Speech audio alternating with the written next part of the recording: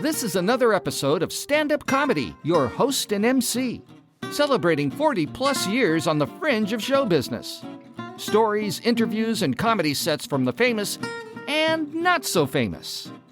Here's your host and MC, Scott Edwards. Ladies and gentlemen, welcome back to the podcast. We have another fun interview for you this week. This gentleman's a script writer, a comedy writer. He's a podcaster, very successful entertainment back guy. You know, the people that create the content that other people bring to the screen. He's out of Virginia. He's got two podcasts, one called the Degenerate Nations podcast and also the Betz podcast. And I've had the opportunity to start reading one of his recent scripts called Crawdaddies. Ladies and gentlemen, please welcome to the show, Andrew Zeoli. Andrew, welcome to the show. The crowd goes nuts. We're so excited to have you here.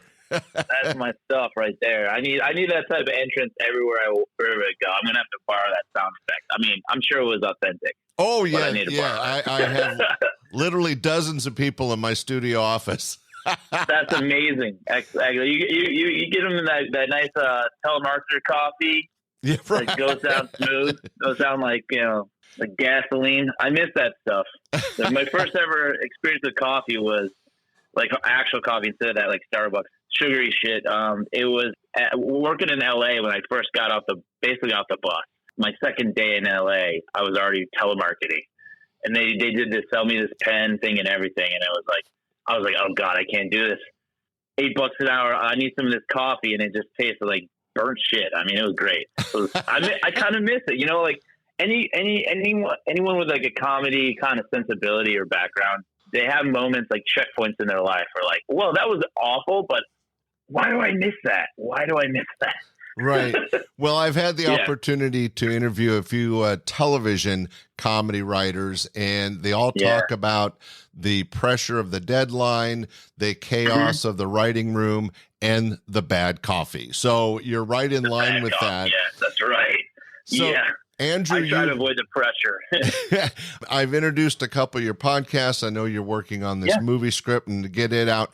How did you, now you're in Virginia now, so I know you were in LA for a while. How did you get into comedy writing originally? I mean, were you doing it in high school, in college? Did it just come naturally? I was always relatively, funny, and then life happened. I got darker, so I got funnier. I mean, people can be hilarious that are more lighter, like Nate Bartz. I forget how to pronounce his last name. This guy's hilarious. Not very dark material, but he's just got that special thing, right? And I'm a little the other end where it's a little bit of a darker approach. But I started writing scripts in college. I took a screenwriting course.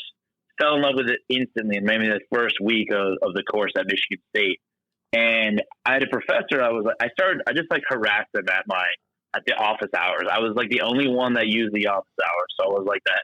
Never been the ass kisser, but I was always there for the office hours, just wanting to like consume more of this craft essentially. And at one point I was talking about a story and I was getting down in the weeds with it. And he's like, dude, Andy, you're going to be rich. I was like, I'm still waiting on that. But it was like, what he meant was like, hey, you clearly want to do this and you have some form of latent ability. So maybe someday it'll work out. But, it was nice to hear, hey, you're going to be rich or something. But I interpreted it differently. It's more like, hey, like keep at it. And so I've kept at it. I think the only time I really took much of a break was right after I came back from LA and I started working on the Degenerate project, where I had briefly had a website. And then, as some comedy writers are, and writers in general are, experienced, they couldn't afford the WordPress subscription at a point or whatever it was. And then it became some type of Chinese site. When I checked back on it like 6 months later and I was like, oh, Chinese got it. Okay. And then I got back into writing, and then the pandemic happened. As I'm sure a lot of your listeners and a lot of people that understand that when something like unforeseen happens like that, or strike, which also happened, the industry basically shuts down. And although I wasn't an official member of the guild or anything, I was like, there is nothing happening right now. I'm going to pivot and I'm going to relaunch the podcast.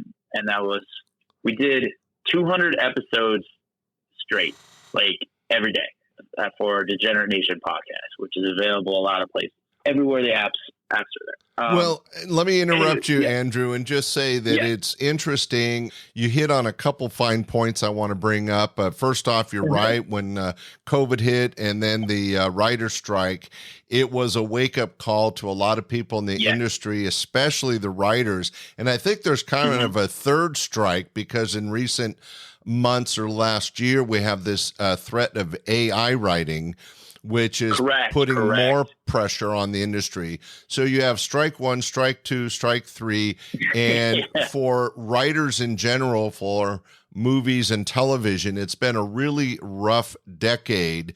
But in your particular case, what I want to bring out is how important it is that you discovered writing while in college. It wasn't, and I thought maybe you just did pure comedy writing and then moved into scripts, but it sounds like you kind of started off in comedy scripts. But I think the important message for people listening is that you had the right teacher and you got the right encouragement, that there was somebody there to talk to, to bounce ideas off of, and help mold you as a writer. And what you've done since college is taking that interest in that aspect of creative industry and kept going with it. And even though you ran into some roadblocks, which is very common in life, you were able, as you put it, pivot and use your creative talents to not only continue writing scripts, but to work on the Degenerate Nation podcast and other aspects as a way to share your sense of humor. Exactly. Share the sense of humor, share the perspective. And just I think I'd like to impart if I have my greatest wisdom, if you will, is, you're ready when you feel like you really have to do it. And you want it to go well. You want to make money, or you want to see your name in some form of lights or whispered in the valley or whatever you want to call it, internet famous, whatever. But win some type of award, no matter how mundane the award is, anything like any type of recognition, yes, you always are going to want that unless you're really shy and you only will write for yourself, which is fine too. But you're really there when you realize I don't want to do this. I have to do this. And I guess it's kind of like, so those people, those weirdos who love to work out so much, when they stop working out for a day or two, they're like, oh God, I don't like the feeling, right? And when you start to realize as a writer, as a creative person of any type, or a sculptor even, it's like, if your hands aren't on the clay for long enough, you start to feel different. And that's when you don't even have to have underlying mental health challenges or anything like that to realize, I mean, I do, but to realize that, I feel better when I'm just in that place of creation where you're playing God in some little tiny universe. That's all. It's that's what I need to be. I'm being happy is nice, but to be feeling like you're part of something within yourself, and it's the metaphysical within. It's you have to do whatever that craft is. Then then that no matter where it goes, you're on the right place. You're on the right path. Well, so I'm going to take it back to something you said a few minutes ago. You said you had to keep writing, and I want to make it clear to the audience, you didn't have to make a living or to make a dollar. No. When you were saying you had to, it was that creative itch that kept pushing you to write, and writing brought you some fulfillment as a person, and not only allowed you to express yourself, but to get out your creative vision. And that is so important. And as you mentioned, whether you're a sculptor, a stand-up comic, a writer, or a performer, You need that release, that expression of the creative juices in order to keep growing and be happy with your own life.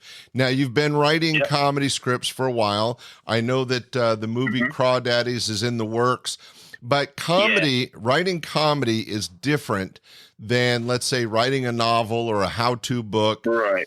It can actually be really challenging. What would you be willing to share with my audience is your take on writing comedy, whether it's for a script or just for your own book or diary? What is it that makes comedy difficult for you or easy for you? And what's your goal in being a comedic writer? Oh yeah, that's a great set of questions. I'll start at the end there. My goal in being a comedic writer is, I want my stories broadcasted in some form, which is why we're looking to produce Crawdaddies, and we're we're in the process of working with a consultant group that's going to build us a pitch deck, which is, if your audience hasn't heard, pitch deck is essentially like a document that shows the direction of your show, your movie, like maybe a little bit some artwork, a synopsis, character breakdowns, etc., financial information, and everything like that. So they're making one of those for us, which is great. And then we're going to try to just do this damn thing because we were talking off air.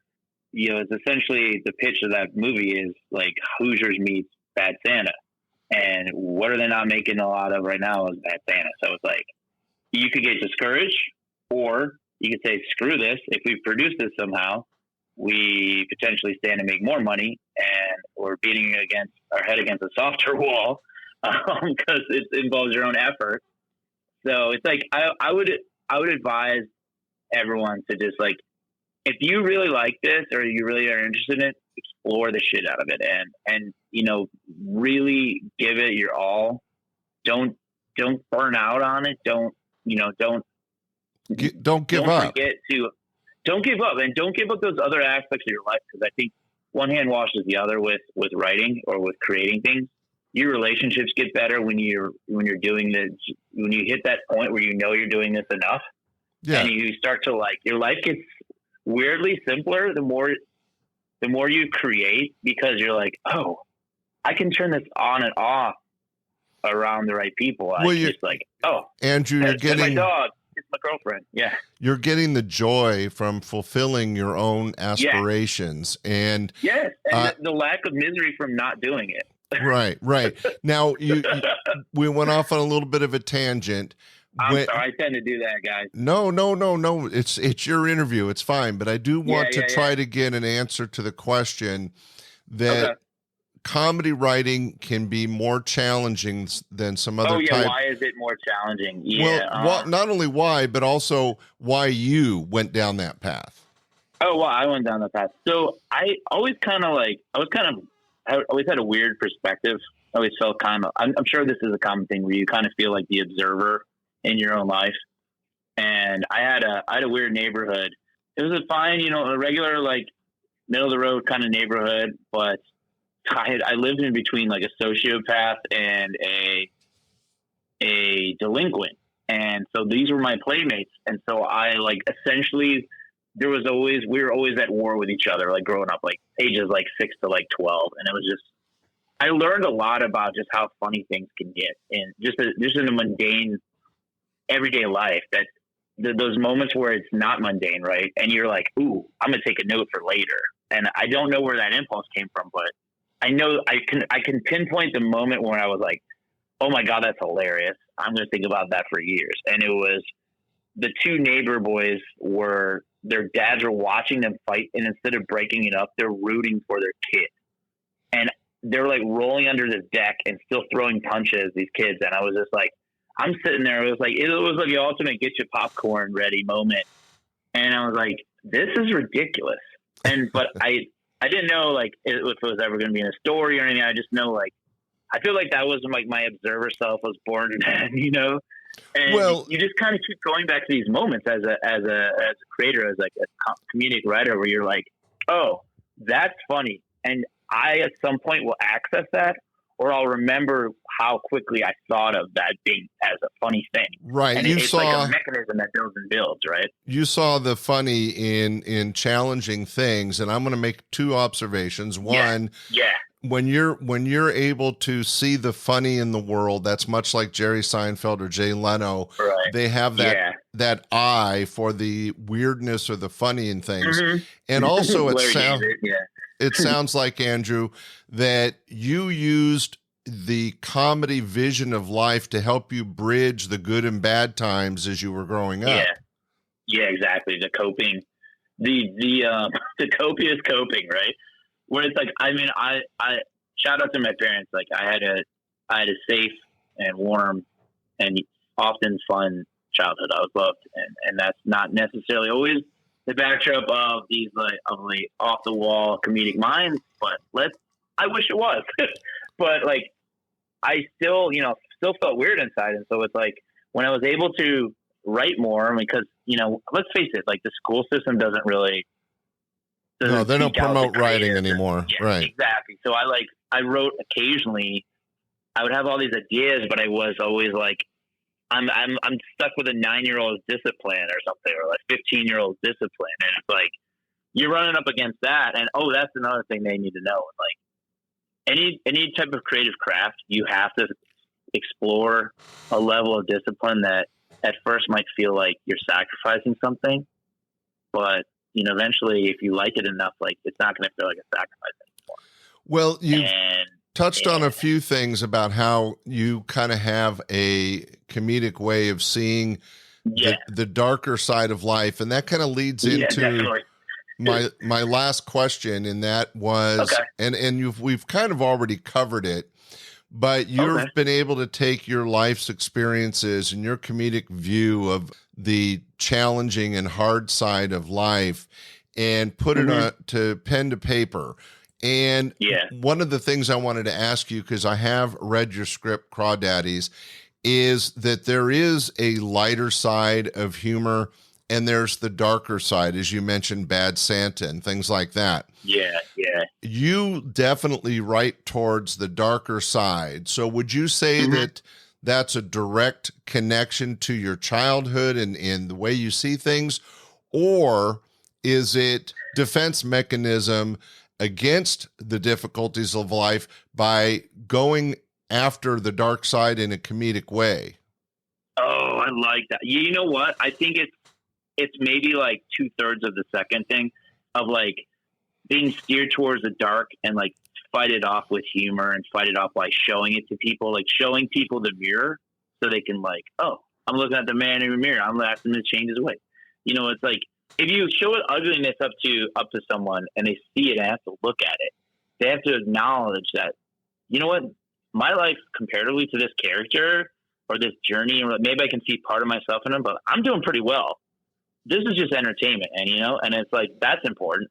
But also I would say, there's some stuff from growing up where just feeling off or feeling different. And I didn't know till I was a lot older that I had some challenges with like a mood disorder and stuff. And that definitely, I think that comes into play with some of the subject matter that I'm drawn to. But when I mentioned balance and or just I think I talked about balance a little bit. I don't know, metaphysical, whatever I was rambling about, right?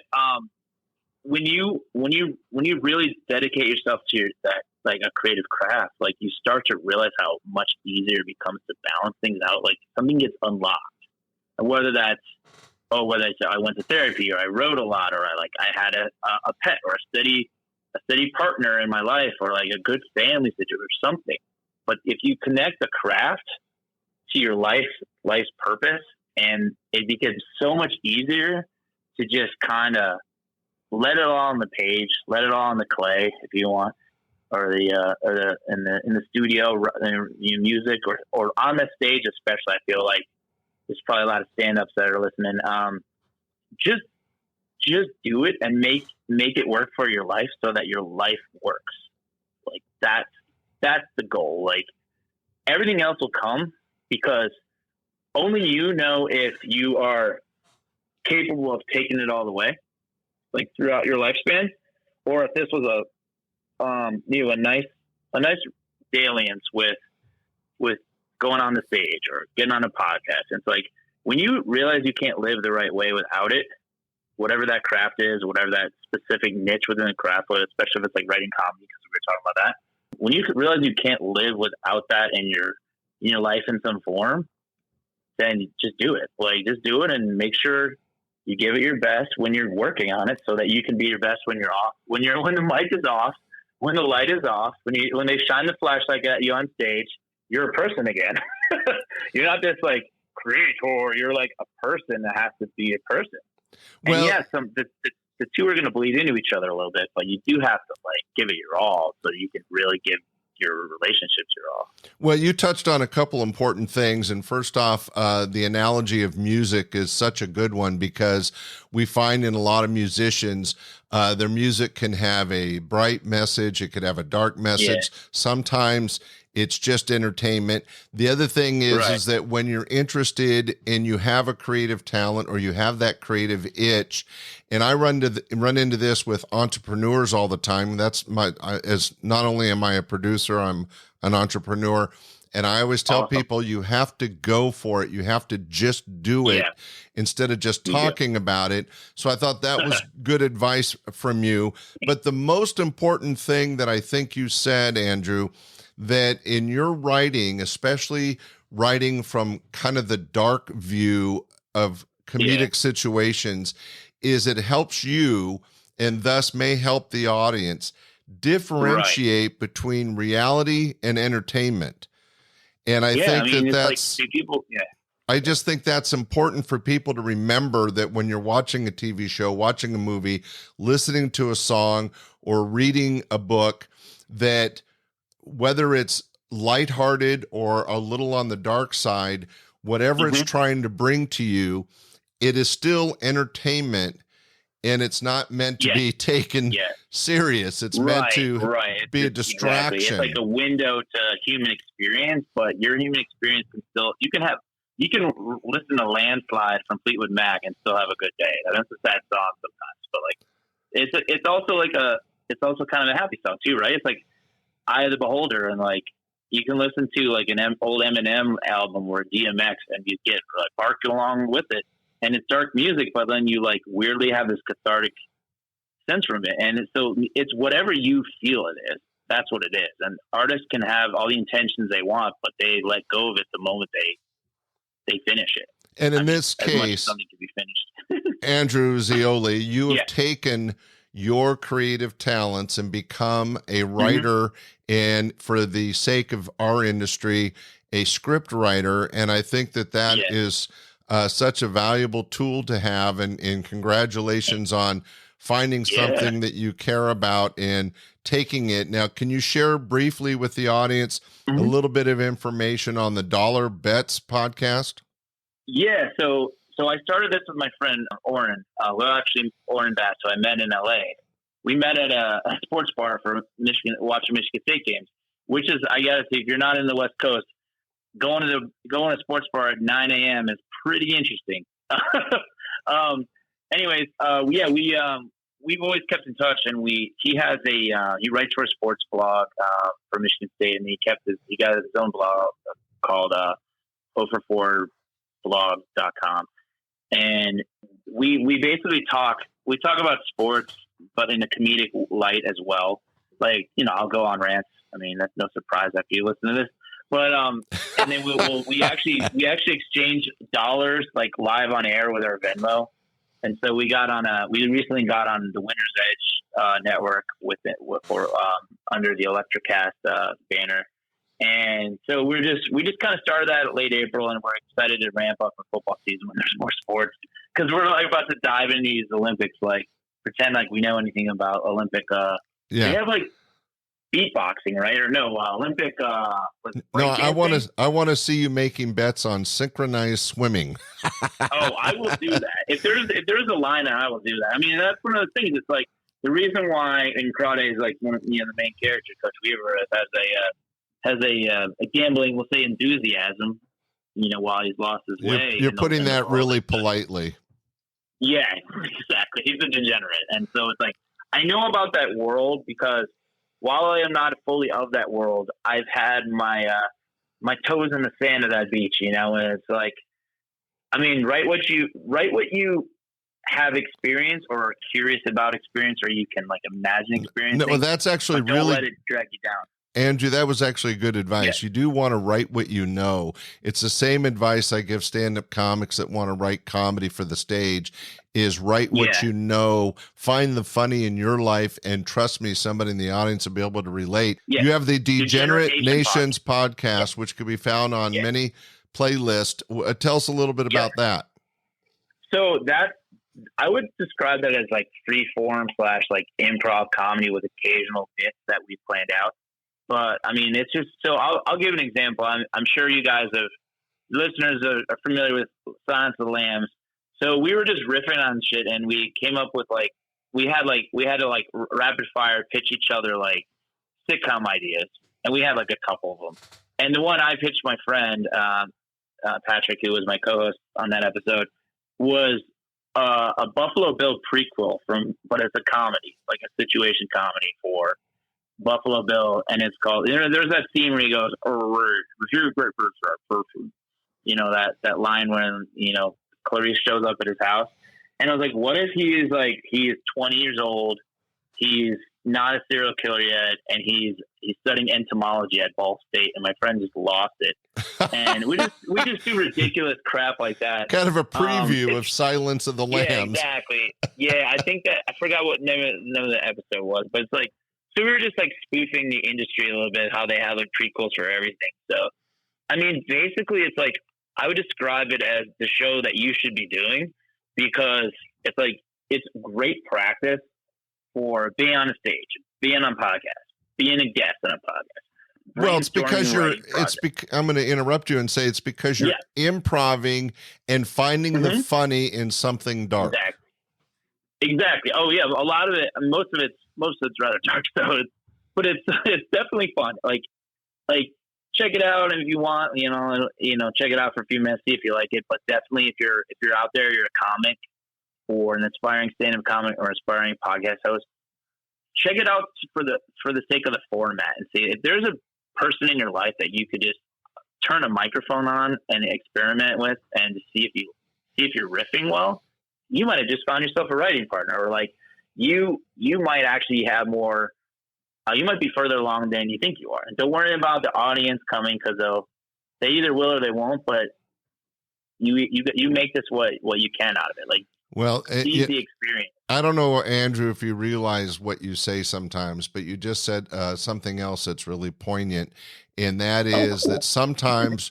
From the creative heart, you have to just produce content, whatever it is, music, writing, performing, and you hope it finds an audience, but the reality is whether it finds an audience or not, go for it and do it. It's kind of like dating, like, are you going to go on 2 dates your whole life? Or are you going to put your shit out there? Now we're bringing women into it. This is going down the wrong path. Whatever you're into, you could be into anything, robots at this point. But like you got it. Don't just stick to one robot in your life to have a conversation with. Like, not everyone is for you. You are not for everyone. So it's like, I feel like a lot of people are so anxious that are more talented than they think, but they have that anxiety block. Oh, and definitely. You gotta find a way past that, for comedy, for stand-ups, it's like stage fright and stuff like that. But for a writer, it's the idea that you would write and nobody would appreciate what you're writing. But even if they do or they don't, if you don't put it out there, you're never going to know. Yeah. I mean, I'd be happy, I'd be happy to talk to anyone about it for a couple minutes of like, if they want to reach out to me, through the podcast. Well, that brings up a good point, Andrew. Do you have a website or an area that people can reach out to you? Yeah, I mean, they have, one of our email addresses is on the Betz podcast and the Degenerate Nation podcast, but I'll give them the Degenerate Nation, email. Actually both. I check them both pretty frequently. That's just a little more or less formal than my personal email. So That's Degenerate Nation Show at gmail.com. Yeah. And the Betz email address is $BETZ, so $BetzShow at gmail.com. Wow, that is so difficult. The Degenerate Nations show.com and the $BetzShow.com. Ladies and gentlemen, if you want to talk to a man that puts pen to paper and ask him a question, he's there for you. Yeah, it's like one of those Reddit ask me anything. Get weird. Who cares? It's all good. It'll help your writing and it'll help your stand up. Before music, parody songs. And we're about to end, but I did want to get a plug in for Crawdaddies. So you've got this script. It's a full-length movie. It's kind of like Bad Santa meets Hoosiers. It is on the darker side, but it does have a lot of comedy in it. What maybe tell the audience, if who knows, maybe somebody will listen that wants to produce it, or maybe it'll be out by 2025. Tell everybody just a short elevator speech on Crawdaddies. Yeah, so basically what you said, Crawdaddies is Bad Santa meets Hoosiers with a little splash of Leaving Las Vegas. And essentially it's a story about a redemption adjacent story about Coach Weaver, who he took his small school to a Final Four, over a decade ago, and then he's lost his path with the drink, with the gambling, with the women of the night, and he has emerged from that dormant period of his life with an offer to coach a high school team from a desperate principal who used to be a star point guard. So he's kind of battling his inner demons while battling his atrophy as a coach, and see if he still has it, So and then set in Shreveport, Louisiana. So good times. It's it's interesting. As I mentioned, I've had a chance to read a lot of the script, and it's definitely true, Andrew, that you have some creative writing talents. This is definitely a script that could be made into a movie. Will cross my fingers that happens for you. But in the meantime, ladies and gentlemen, you can hear Andrew on his 2 podcasts, and just keep an eye out for Crawdaddies or something that sounds similar, because they change names a lot, although that's a great name for it. Hey, if the check clears, they can call it where they want. But Andrew, I appreciate you being on the podcast today and sharing a little bit of your story when it came to being a comedic script writer. Thank you. I really enjoyed this. I really hope everyone, anyone that's listening can stick to their craft and keep working at it, and don't listen to anyone that tells you to stop. Only listen to yourself, and there's a lot of resources out there. There you go. That's including the podcast that you're listening to. Look at Andrew did it again. Another little tidbit of advice. Don't listen to anybody else. Just keep falling forward. It's okay to fail as long as you're failing towards success. Hey, ladies and gentlemen, thanks for joining us on the podcast. We'll be back next week with some straight stand-up comedy. Andrew Zeoli out of Virginia, thank you so much for joining us today. Thank you, sirs. There's sirs and madams everywhere. Thank you. Thanks for listening. Bye. We hope you enjoyed this episode of Stand-Up Comedy, Your Host and MC. For information on the show, merchandise, and our sponsors, or to send comments to Scott, visit our website at www.standupyourhostandmc.com. Look for more episodes soon and enjoy the world of stand-up comedy. Visit a comedy showroom near you.